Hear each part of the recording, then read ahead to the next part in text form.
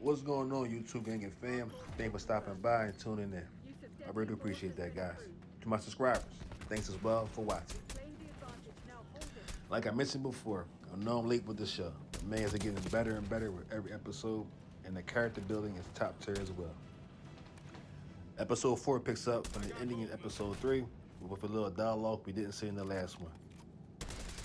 Starting with Sal's wife. My apology, gang. I kept saying Sal underboss. But Sal's wife spilling the beans on Oz' plans and telling Sophia that it was Oz who in fact killed her brother. She originally thought they were working together until she witnessed the expression on her face. And then Sophia turns to Oz and it just shakens her. Meanwhile, Oz is pleading his case that he has a double-crossed him as in Sal's organization and was using Sophia only to get to the drugs. As the convo gets very heated, we see Victor pulls up and hits one of the guys. Oz then gets into the car and leaves Sophia behind. Sophia crawls over to some steps and looks back as her and Oz lock eyes before he drives off with Victor. She begins to make a phone call to a person named Julian before she faints. Now we're taken back to a memory, gang, where she's having a speech about her foundation and the type of services it provides to a woman, life-saving services, and how it all started up, her and her father, when her mother passed away from hanging herself. Committed suicide by depression, allegedly. But after she's done giving the speech, we see Oz, but in a different light, where he's Sophia's driver, escorting her back to the car. We learned that it's her job to do these type of speeches, as it puts her family in a different light. But she's not fond of the job, claiming it to be shitty. But Oz mentioned they could be worse. Even when you're helping people out, you still gotta eat shit. This is the true expression when you think about it. Sophia is approached by a woman named Summer Gleason, who at first gives her a compliment on her work within the foundation, but then brings up how she could be doing better within the organization, especially with women dying in her foundation, with the one that happened a week prior. And the interesting thing about the murder is they died the same way as her mother, being hanged.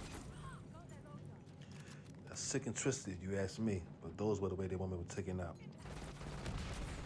Sophia shuts down the conversation by stating she don't talk to the press. Next scene over, we see a younger Sophia playing hide and seek, trying to find Alberto, where she runs into her room and see her mother hanging from the ceiling. It then cuts over to her being at the dinner table with her brother and her father, grown. But we only see Al for a few seconds in this scene as he leaves when he gets a phone call. But before the phone call, we see they pop is just scolding Al for not being reliable like his sister and for being soft. Which makes sense. You know.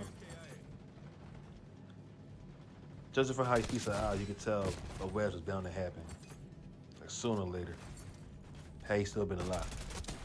Like Al had plans to start his own business, obviously, but he was killed.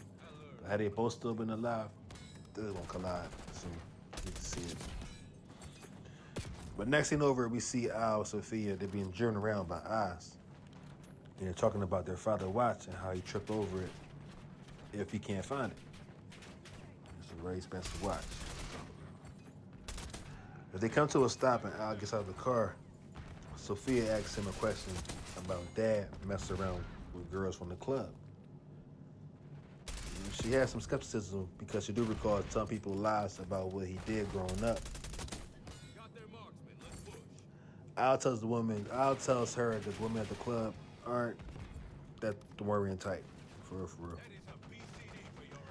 It tells her that Pop is good, you can relax. She's still worried and she still has some thoughts about it, even though he told her not to.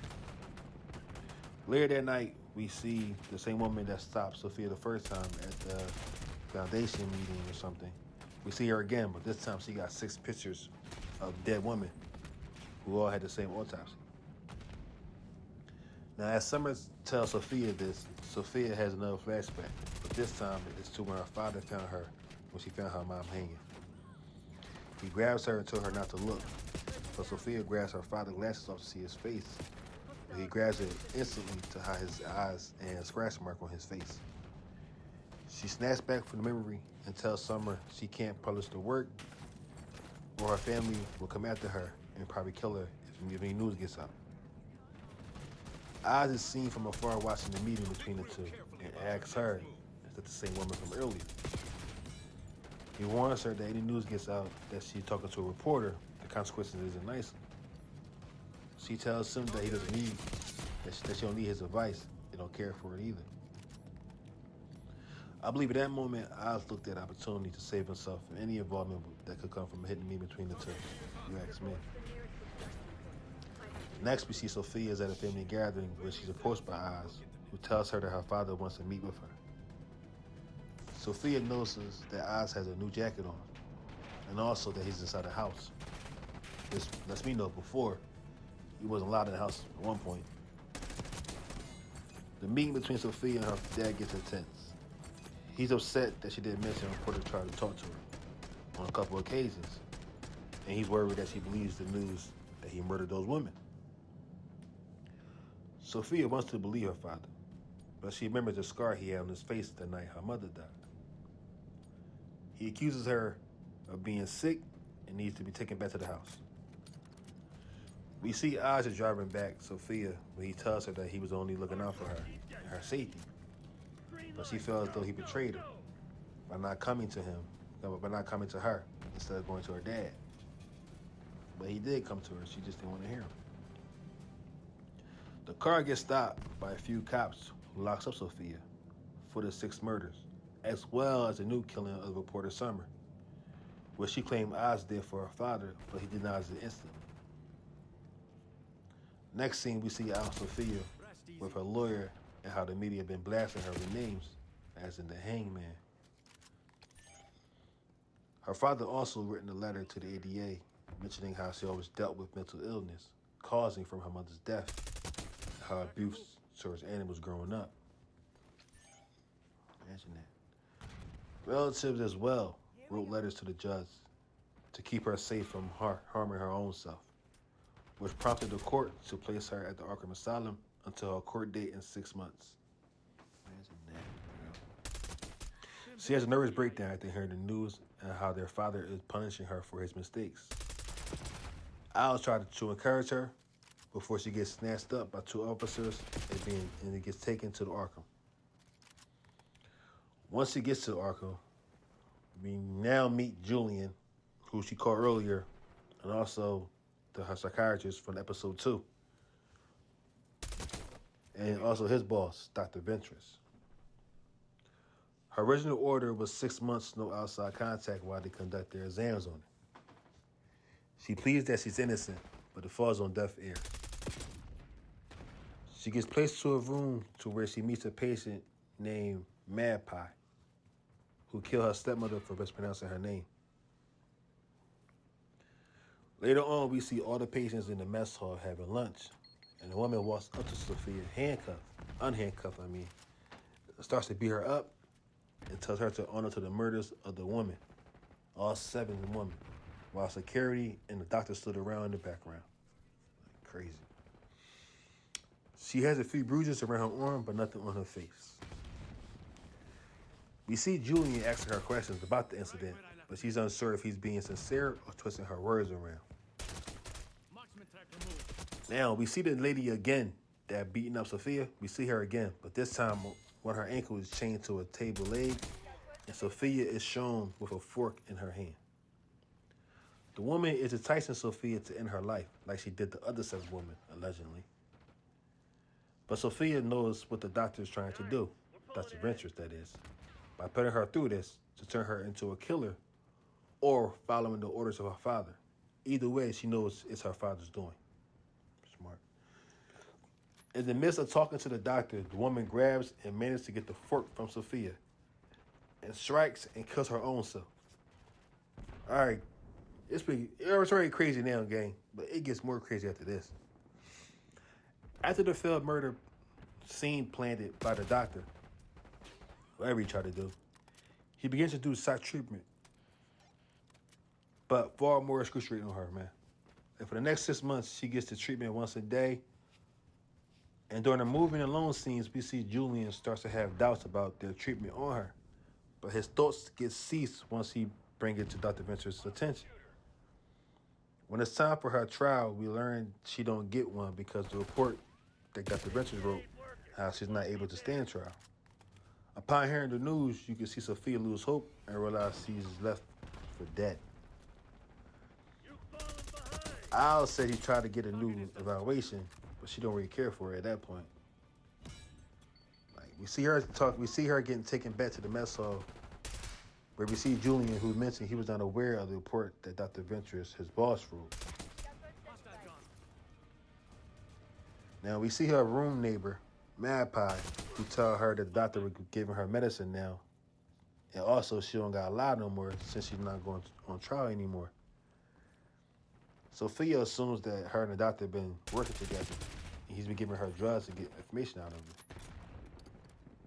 Now, Mad Pie denies it. It's already too late, though.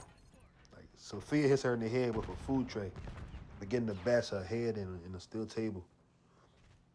Right before she looks up to Dr. Ventress and says she's innocent and she shouldn't be here.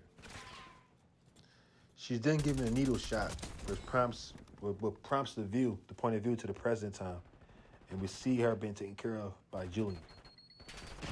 The dialogue between the two is interesting because he mentions how she should have killed Oz when she had a chance, and how every feeling in her body told her not to trust him, but did anyway. And she also mentioned that she gotta be on the plane to Sicily by tomorrow, in which Julian tells her she should go get her first start. Sophia then shifts her thought process onto Julian, wondering why is he helping her. You know what I mean? She's got a lot of thoughts. He claims he's doing it genuinely to help her and also help relieve the guilt of abandoning her when he quit Arkham and left her there. During the dialogue, we learned that Sophia had been at the Arkham Asylum for 10 years before she got out from the help of Al and Julian. But she believed that was all part of his plan all along. Julian plan. Now, next scene over is the main scene where everyone's at the dinner table before Sophia walks in with a pretty yellow dress. Her Uncle Luca is giving a speech, but she interrupts him and mentions how she felt about the lies and no help for no while she's away at the Arkham on a lie. You felt her pain. She mentioned how everyone acts when she's around, and she hoped that it would have been different now that she's home, but she realized she don't feel she's part of the family anymore. Sad way. And how everyone's waiting for her to leave. She's seen giving a toast about her new life and how she had hopes for her new life as well. Sophia is then seen having a conversation with her little cousin, Gia, Carla daughter, in the greenhouse, and how she mentioned how her and I used to sleep there when they was little. Gia tells Sophia that her mother told her not to talk to her because she's a monster. But Sophia reassures her that she doesn't have to worry about monsters going to get her, and she lays to sleep. The Yo gang, she took the whole family out. The end of the scene shows Sophia walking around the house in a gas mask with bodies dropped everywhere. She took out the whole family except for her cousin Johnny Viti, the underboss. Like, man, I wonder what she's gonna have in store now. It's already getting crazier and crazier. Thanks again, guys, for tuning in. Episode 5 gonna be crazy. See it, man.